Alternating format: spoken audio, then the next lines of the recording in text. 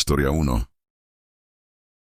Nunca imaginé que una noche de insomnio se transformaría en la antesala de mi peor pesadilla. Esa madrugada, mientras la ciudad dormía en un silencio inquieto, yo me encontraba despierto, encorvado sobre mi escritorio en la penumbra de mi habitación, con el murmullo distante del viento colándose por las rendijas y el susurro de recuerdos olvidados. Era una de esas noches en las que la mente se recuesta en el abismo de pensamientos prohibidos, y en mi caso, la curiosidad se tornó en un anhelo morboso de experimentar lo desconocido. Todo comenzó como una broma entre amigos, un reto que se tejía en un ambiente de adrenalina y temor contenido. Habíamos elegido mi antigua casa de campo, alejada de la ciudad y de la mirada inquisitiva de la gente, para llevar a cabo nuestro juego. La atmósfera era densa, casi palpable, y el aire olía a tierra mojada y madera envejecida. El aroma se mezclaba con la fragancia metálica de la lluvia que se avecinaba, presagio de algo inusual. Cada paso que daba en el pasillo chirriante me hacía sentir que algo observaba desde las sombras, y el eco de mis propios latidos se fundía con el crujir del suelo bajo mis pies. Al llegar al salón principal, reunimos velas, un viejo tablero de Ouija y un par de botellas de licor que parecían contener el aliento de la noche misma. Mis manos temblaban ligeramente al encender las velas. Su luz parpadeante dibujaba figuras caprichosas en las paredes, como si quisieran contar secretos inconfesables. Yo, el narrador y protagonista de esta experiencia, sentía que cada elemento del lugar conspiraba para abrir una puerta hacia lo prohibido. La textura rugosa del tablero bajo mis dedos y el frío repentino que me recorría la espalda se mezclaban con la creciente certeza de que aquello no era un simple juego. Mientras nos sentábamos en círculo, una sensación inexplicable de inquietud se adueñó de mí. Mis sentidos captaron pequeños detalles, el siseo lejano de una corriente de aire que parecía susurrar mi nombre, la vibración casi imperceptible en la madera antigua, y un murmullo tenue que, aunque parecía producto de mi imaginación, dejaba entrever una presencia inminente. En medio de aquella mezcla de emociones encontradas, noté algo que en su momento pareció insignificante, una sombra proyectada en la esquina del salón, que se desvanecía cuando dirigía mi mirada hacia ella. Aún así, algo en mi interior me decía que aquello era más que un simple juego, que cada broma y cada risa nerviosa ocultaban la posibilidad de despertar una fuerza oscura, ancestral y sedienta de venganza. El tablero de Ouija, con sus letras gastadas y números desvaídos, parecía llamarme, invitándome a romper el velo entre lo conocido y lo prohibido. Mientras mis amigos intercambiaban miradas nerviosas, yo sentí una conexión extraña, casi mística, con esa entidad que aún no se había manifestado del todo. Era como si el destino hubiera tejido, en silencio, un camino de oscuridad y dolor, y esa sombra fugaz que vi apenas unos minutos atrás fuera la primera señal de que el juego estaba a punto de cambiar. La noche se hacía más densa, y en mi mente se gestaba la certeza de que lo que parecía una simple travesura estaba a punto de desencadenar un caos que jamás podría controlar. El ambiente en la vieja casa se volvió cada vez más opresivo. Sentí que el aire se espesaba, cargado de una electricidad estática que hacía temblar hasta las sombras. Los murmullos del viento se transformaron en voces indistintas, palabras olvidadas que se deslizaban entre los rincones oscuros.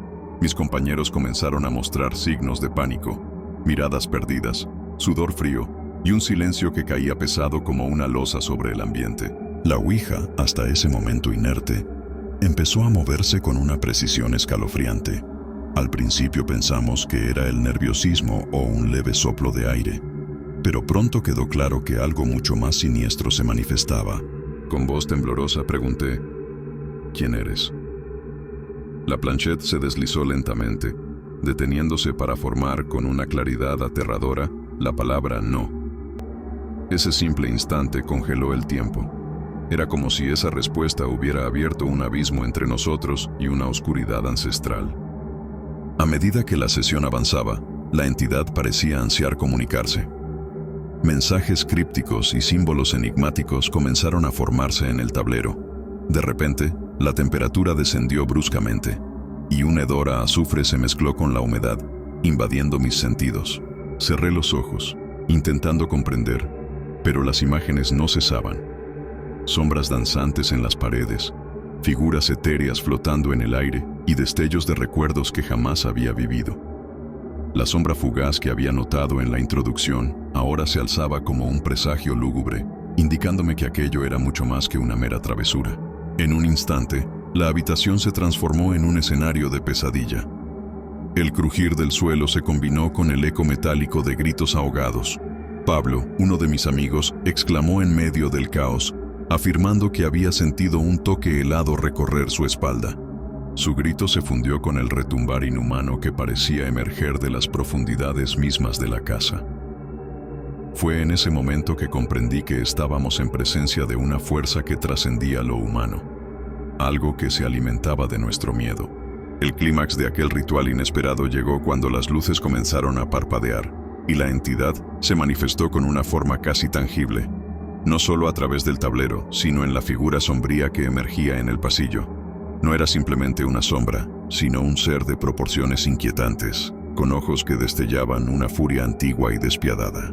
Sentí que la esencia misma de la casa se agitaba en una lucha contra la presencia oscura que ahora se deslizaba entre nosotros.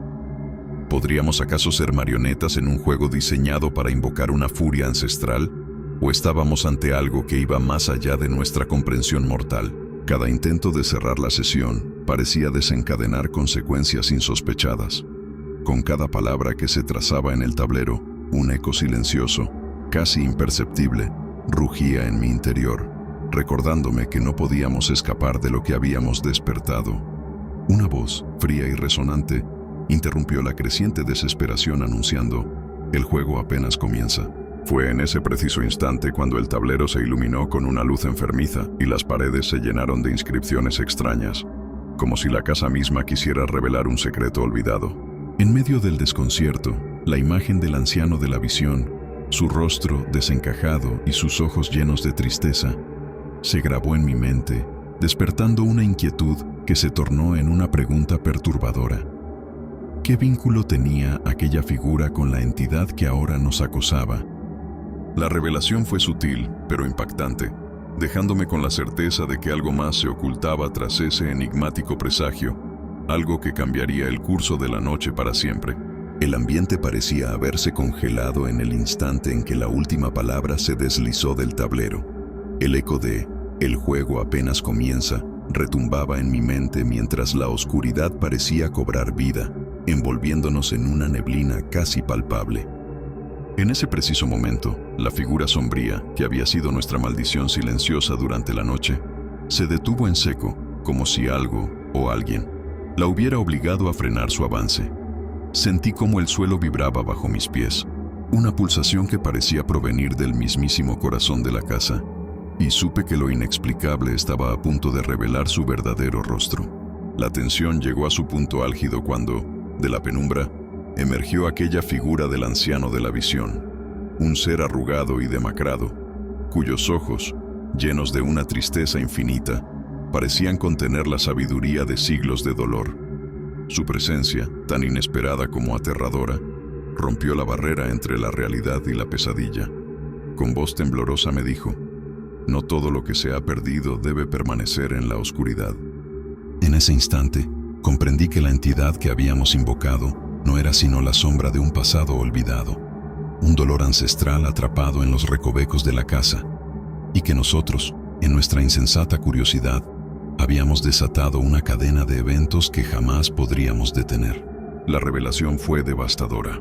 Aquella entidad, en apariencia maligna, era en realidad el eco de una injusticia, la manifestación de almas olvidadas que clamaban por redención. El anciano se acercó lentamente, y con cada paso su figura parecía disipar parte de la negrura que nos envolvía, pero a la vez desataba una nueva ola de preguntas.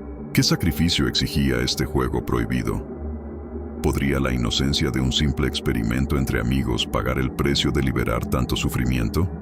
La respuesta parecía ocultarse en la misma esencia de la casa, entre las grietas de sus muros agrietados y el silencio que precede a la tormenta. En un giro inesperado, mientras intentábamos comprender la magnitud de lo ocurrido, las paredes comenzaron a temblar y a emitir murmullos ininteligibles. La atmósfera se volvió asfixiante y las sombras parecían danzar con una cadencia macabra, contando historias de antiguos rituales y amores truncados.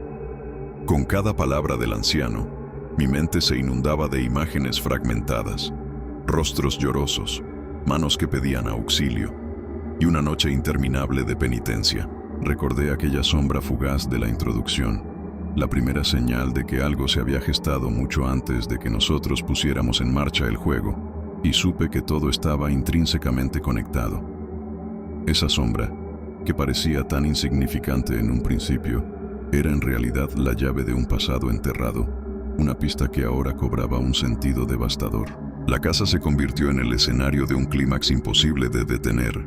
La lucha entre la luz y la oscuridad se manifestó en cada rincón, y el tablero, ahora inerte, parecía ser el único testigo de la verdad que se revelaba. Mientras el anciano extendía su mano temblorosa hacia mí, le pregunté en un susurro cargado de temor: ¿cuál es el precio de liberar lo que estaba destinado a descansar en paz? Su respuesta, enigmática y llena de melancolía, se perdió en un grito distante que no tenía fin. En ese preciso instante, sentí que el ciclo del sufrimiento apenas comenzaba, y que las preguntas sin respuesta se multiplicarían en la oscuridad, dejando un rastro de inquietud y desesperación.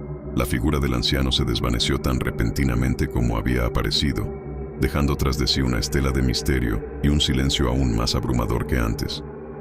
La casa, ahora sumida en una calma perturbadora, parecía murmurar una última advertencia. Algunos juegos jamás deben ser jugados, pues en su desenlace se esconde un abismo del cual no se puede escapar. Mientras me encontraba solo, con el frío de la noche infiltrándose en cada fibra de mi ser, comprendí que la historia de aquella noche no tenía un final definitivo, sino que se extendía en cada sombra, en cada murmullo del viento y en cada latido de un corazón marcado por la fatal curiosidad. ¿Qué destino nos espera a aquellos que osan perturbar el reposo de los olvidados? ¿Será que, al intentar cerrar la sesión, simplemente abrimos una puerta que se reabre con cada aliento de la noche? La respuesta, enredada en el eco de lo prohibido, se perderá para siempre en la penumbra de la incertidumbre. Historia 2. El olor a tierra mojada se pegaba a mi garganta mientras pisaba las tablas podridas de la casa abandonada en las afueras de Xalapa. Mi linterna recortaba sombras danzantes en las paredes desconchadas, iluminando grafiti de símbolos que no reconocía. Espirales, ojos vacíos, números desordenados. Había llegado hasta allí por una pista anónima sobre las desapariciones. 5 jóvenes en 2 meses. Todos tenían algo en común. Antes de esfumarse, participaron en sesiones de Ouija clandestinas.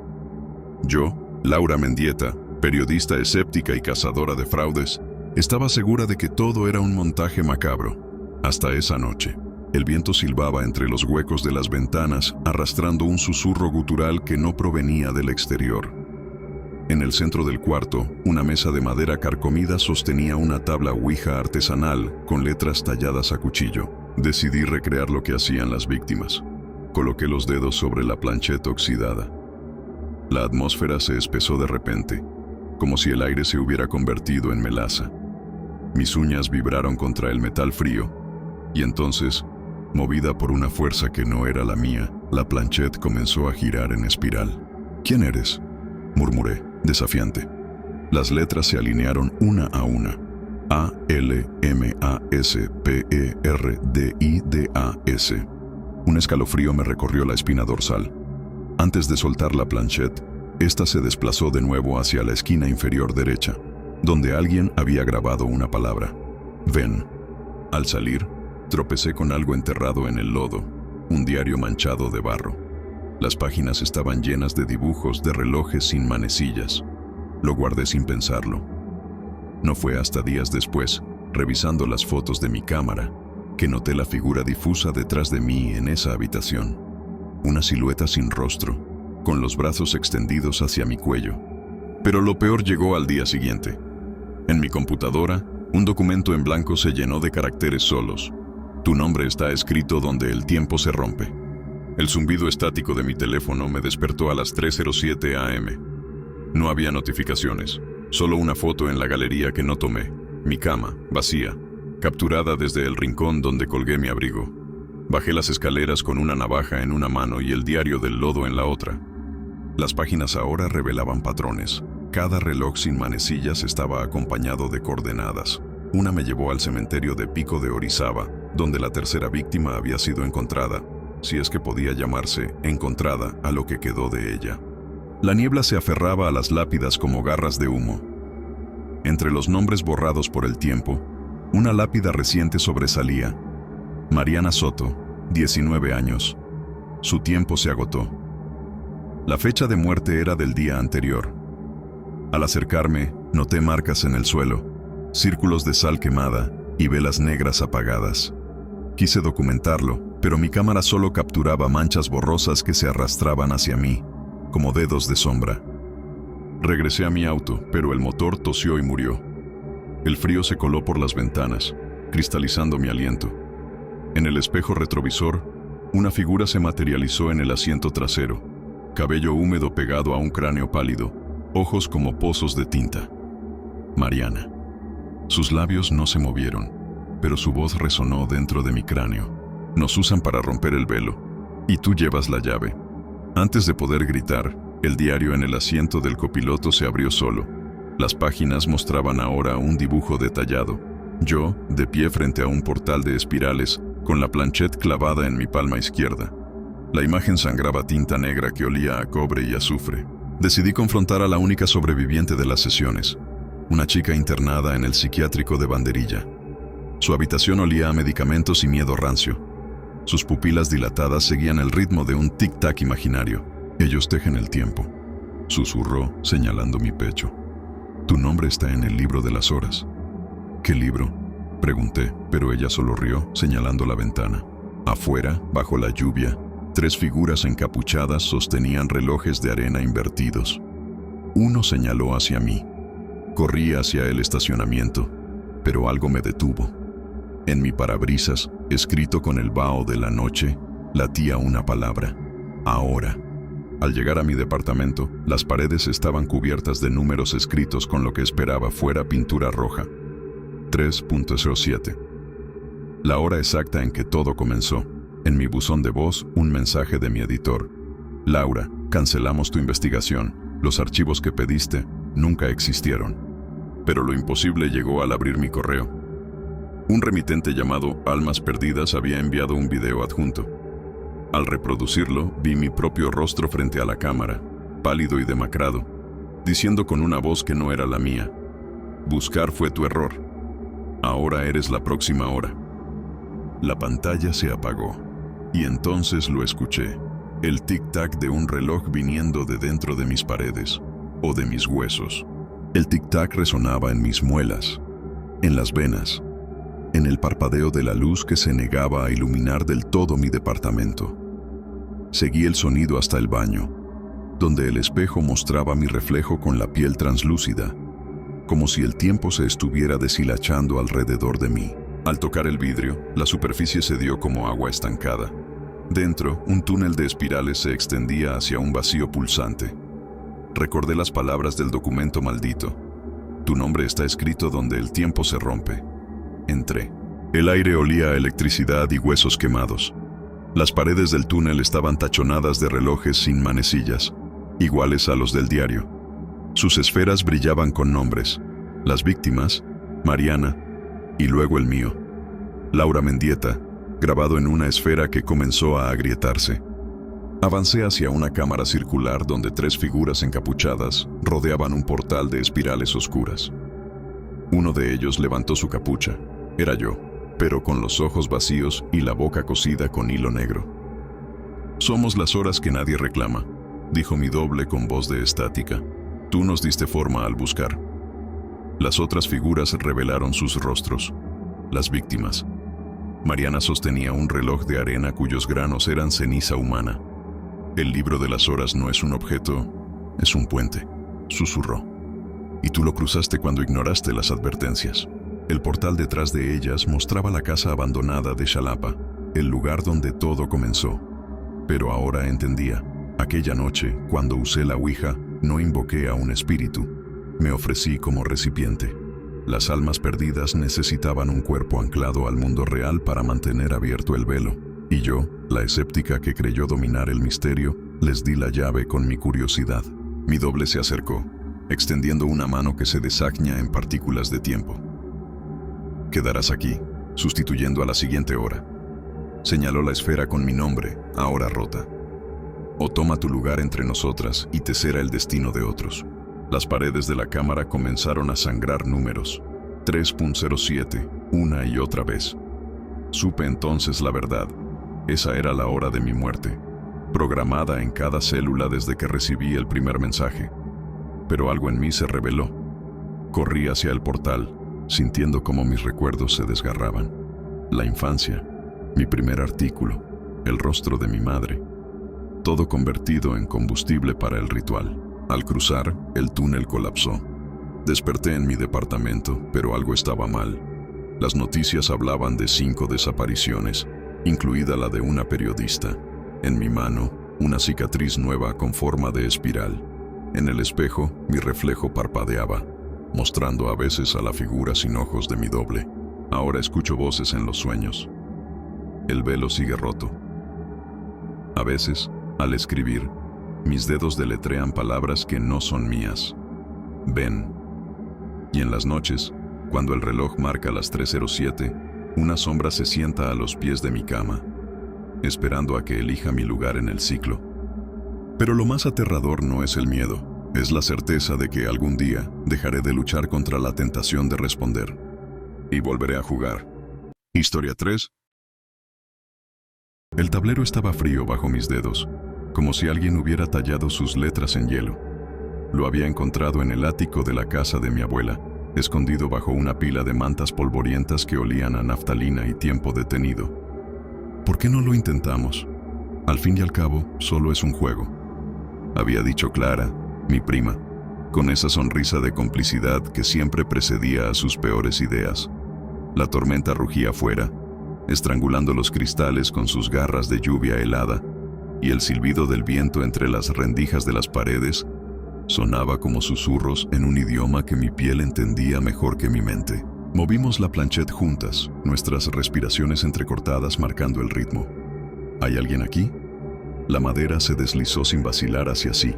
Clara rió, pero su risa se quebró cuando las velas parpadearon al unísono, como si una boca invisible hubiera soplado desde el rincón más oscuro del cuarto.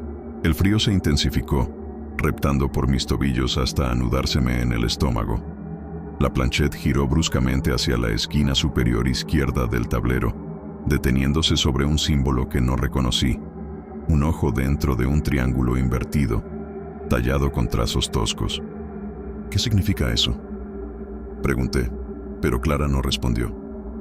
Sus ojos reflejaban el fulgor vacilante de las llamas, y por un instante, juré ver otra pupila superpuesta a la suya, negra y líquida como brea. Antes de que pudiera hablar de nuevo, el tablero vibró violentamente.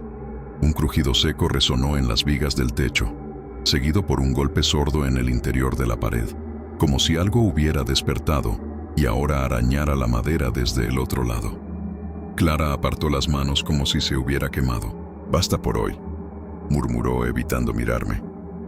Pero esa noche, mientras me envolvía en las sábanas ásperas de la cama de invitados, escuché los pasos, lentos, arrastrados, subiendo las escaleras, tac, tac, tac, como huesos golpeando madera, y entonces el olor, salobre, podrido, el aroma de algas secas y piel sumergida en agua estancada.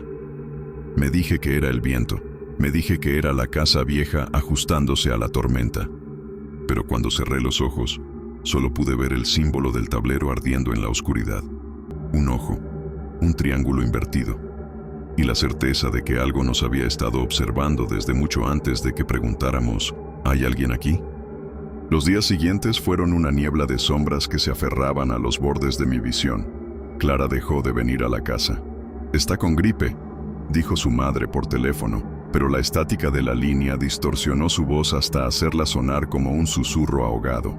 Yo no le conté sobre los dedos pálidos que veía acariciar los marcos de las ventanas al anochecer, ni sobre el símbolo que ahora aparecía grabado en lugares absurdos, en la corteza del roble del jardín, en la película de condensación del espejo del baño, incluso en la superficie de mi avena matutina, como si alguien lo hubiera trazado con una uña afilada. El olor a podredumbre marina nunca se fue, Se impregnó en las cortinas, en los cojines, en mi cabello.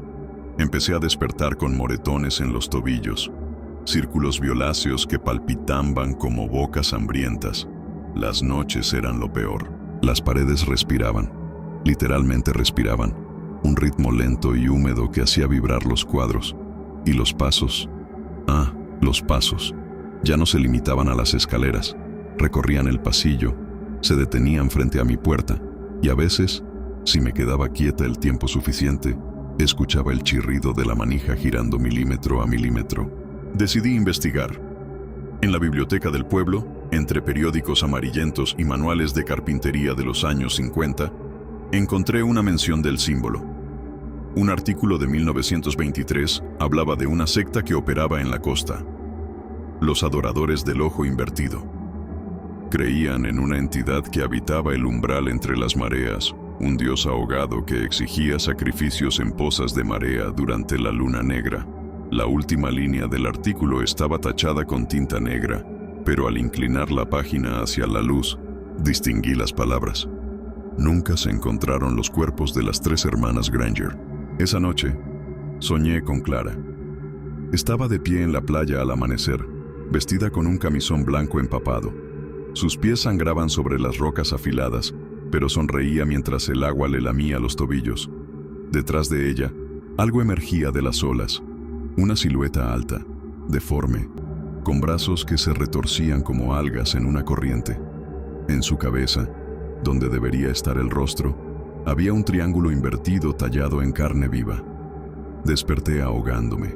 El sonido me alcanzó primero, un gorgoteo gutural, como agua burbujeando en un pulmón perforado. Las sábanas estaban empapadas, no de sudor, sino de agua salada y fría. Y allí, al pie de la cama, Clara, o lo que quedaba de ella. Su piel tenía el tono grisáceo de los ahogados, y sus ojos... Dios, sus ojos eran pozos de oscuridad, donde el símbolo del triángulo danzaba como un gusano luminiscente. «Tienes que venir», dijo con una voz que era la suya y al mismo tiempo algo más profundo, algo que resonaba en mis huesos. «Él quiere mostrarte el verdadero hogar». Retrocedí hasta estrellarme contra la cabecera de la cama.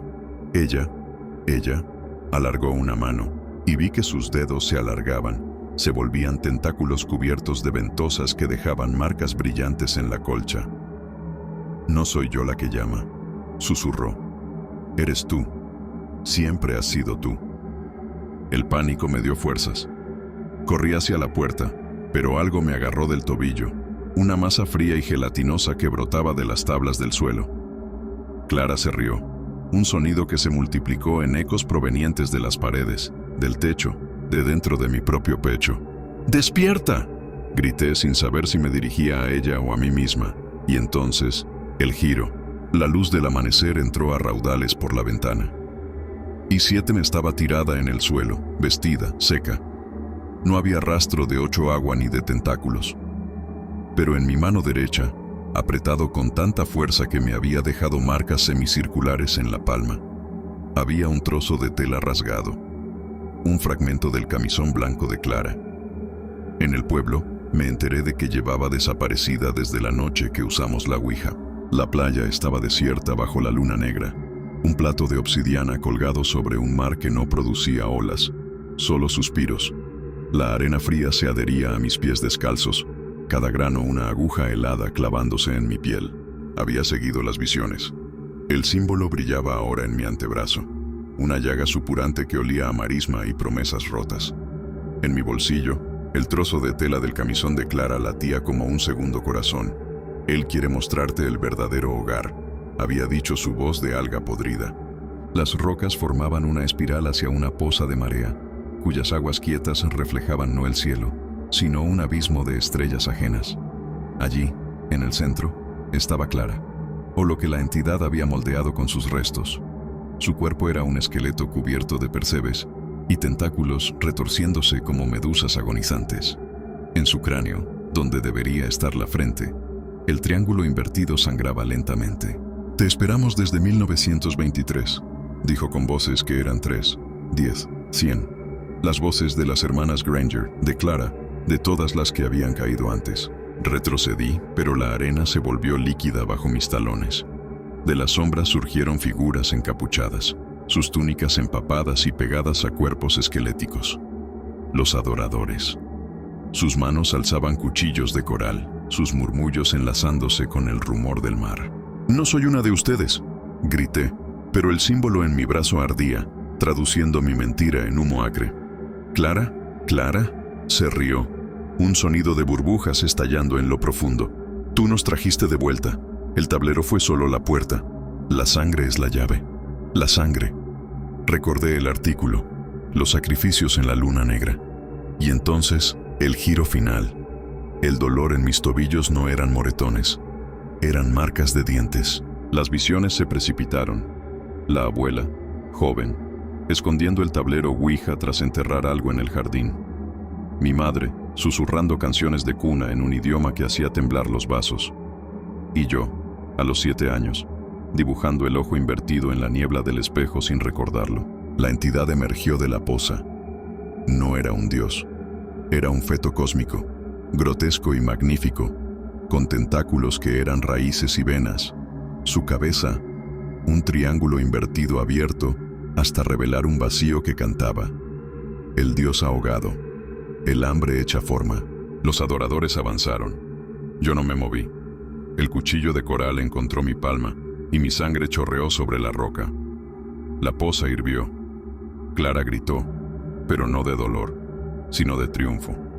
El hogar, susurró la entidad dentro de mi mente, y entendí. El verdadero hogar no era un lugar, era un estado, un estar entre, como la orilla donde el mar besa la tierra, como el instante en que la vida se convierte en muerte. El símbolo en mi brazo se desgarró, convirtiéndose en una boca que devoró el dolor. Salté a la poza. El agua salada me llenó los pulmones, pero respiraba. En las profundidades vi la ciudad, torres de hueso y coral, luces pálidas bailando en ventanas sin cristales. Y allí, en el umbral, las 3 hermanas Granger me sonreían con bocas llenas de agujas. Detrás de ellas, una cuarta silueta. Clara, o algo que usaba su sonrisa. Cuando regresé a la playa, los adoradores yacían muertos, sus capuchas revelando caracoles incrustados en cuencos oculares vacíos. En mi mano, el trozo de tela de Clara se había convertido en una concha negra que susurraba mareas. Ahora escribo esto en la casa de mi abuela, mientras el símbolo en mi brazo crece, alimentándose de cada palabra. Las paredes respiran en sincronía conmigo. Los pasos en el pasillo son los míos, aunque nunca me veo caminar. Ayer encontré el diario de la abuela bajo las tablas del ático. La última página tiene una foto de 3 niñas en trajes de baño, 1923, y un párrafo. Lo elegimos por error. Pensamos que el Dios quería una ofrenda, pero él quería una madre. Hoy vi mi reflejo en la poza.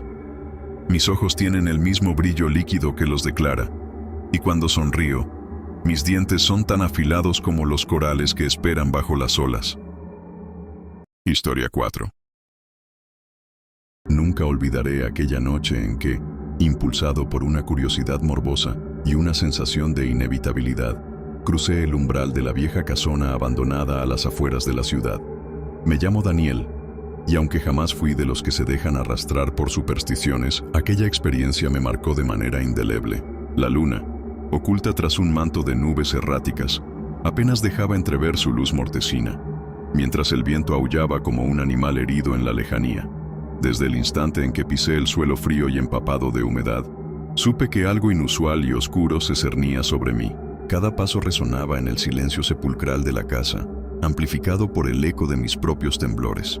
El aroma penetrante a moho y a madera podrida se mezclaba con un leve toque a incienso quemado, como si en algún momento se hubiera intentado ahuyentar la mala suerte. La textura rugosa de las paredes, cubiertas de grietas y musgo, parecía susurrar secretos olvidados de quienes habitaron en este lugar. La atmósfera opresiva era casi tangible, un peso invisible que presionaba mi pecho, haciendo que cada respiración se sintiera como un suspiro robado. Mi objetivo esa noche era tan simple como aterrador: descubrir la verdad detrás de la leyenda que había rondado mi infancia. Se decía que, en tiempos remotos, un grupo de amigos se había reunido para comunicarse con lo desconocido a través de una ouija. y que, desde entonces, la entidad contactada jamás les abandonó.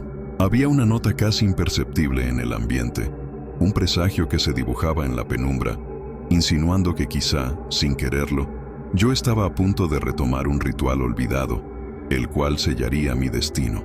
Una vez en la sala principal, encontré la mesa de roble macizo cubierta de polvo, y en su centro, reposando casi como una reliquia, la ouija. La superficie del tablero parecía vibrar con una energía ancestral, como si guardara en sí el eco de innumerables voces que clamaban ser escuchadas. Mis manos temblaban al acariciar su superficie fría y ligeramente húmeda, y en ese instante, un leve zumbido, casi imperceptible, se deslizó por el aire. ¿Podría ser la brisa o acaso algo más?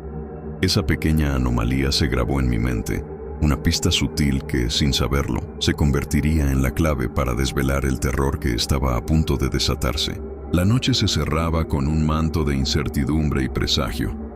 Mientras me sentaba frente a la ouija, sentí que el destino se entrelazaba con cada latido de mi corazón, preparándome para un viaje hacia lo desconocido, donde la línea entre la realidad y lo sobrenatural comenzaría a desdibujarse. No pasó mucho tiempo después de que mis dedos rozaran la fría superficie de la ouija cuando la atmósfera se transformó. De repente, el tenue zumbido que había percibido se convirtió en un murmullo incesante, casi imperceptible al inicio, pero que pronto se alzó en un coro de voces susurrantes. La plancha comenzó a deslizarse lentamente, guiada por una fuerza invisible que parecía retorcer la realidad a mi alrededor. Sentí un escalofrío recorrer mi espalda mientras mis ojos se fijaban en la palabra que se formaba. Vuelve. El silencio opresivo se rompió por un eco distante de pasos arrastrados, como si alguien, o algo, se aproximara desde la oscuridad de los pasillos. Cada sonido amplificado por mi creciente pánico se mezclaba con el aroma acre del incienso que parecía emanar de la propia ouija, intensificando la sensación de que estaba a punto de presenciar lo inexplicable. La habitación se tornó en una prisión de sombras y luces parpadeantes. Mi respiración se volvió acelerada, y el latido de mi corazón marcaba el ritmo de una orquesta macabra. En un instante, mientras las letras seguían desplazándose con una voluntad propia, la sala pareció cambiar. Las paredes, antes estáticas, comenzaron a temblar levemente, como si recordaran un pasado de tragedias y secretos inconfesables. En ese momento, una imagen fugaz se dibujó en mi mente. La figura de una mujer, con ojos hundidos y mirada perdida, emergiendo entre la penumbra. Su silueta apenas perceptible pero innegablemente real. ¿Era solo mi mente jugándome una mala pasada? ¿O la manifestación de la entidad que había sido invocada aquella noche? El ambiente se volvió casi insoportable. Un peso invisible aplastaba mis pensamientos mientras la ouija señalaba repetidamente la misma palabra. Vuelve, como un eco insistente que se rehusaba a ser ignorado. La pregunta latente en mi interior se transformó en una obsesión. ¿Qué quería regresar? La incertidumbre y el terror se mezclaban, desdibujando la frontera entre lo físico y lo sobrenatural. Sin embargo, en medio de esa tensión creciente, una revelación inesperada se insinuó.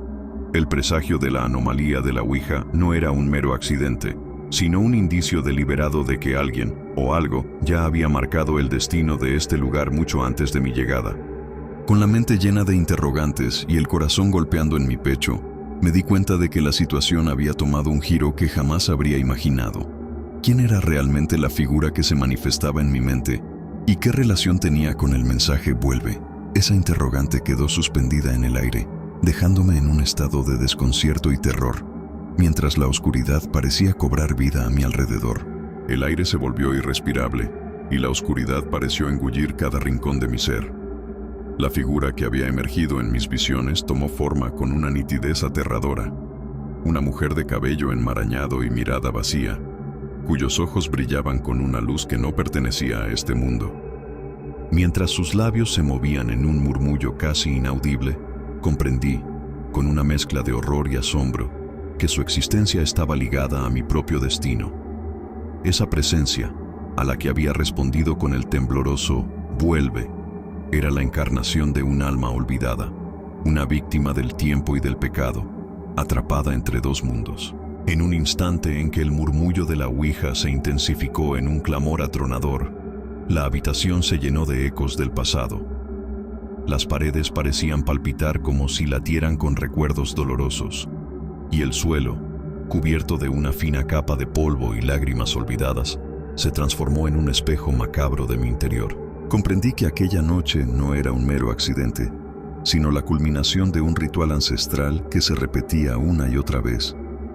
La palabra «vuelve» resonaba en mi mente, revelando que la entidad que había sido invocada no era una mera sombra, sino el eco de una promesa incumplida, un grito de auxilio de alguien que había sido abandonado a su destino. La revelación me sacudió hasta lo más profundo.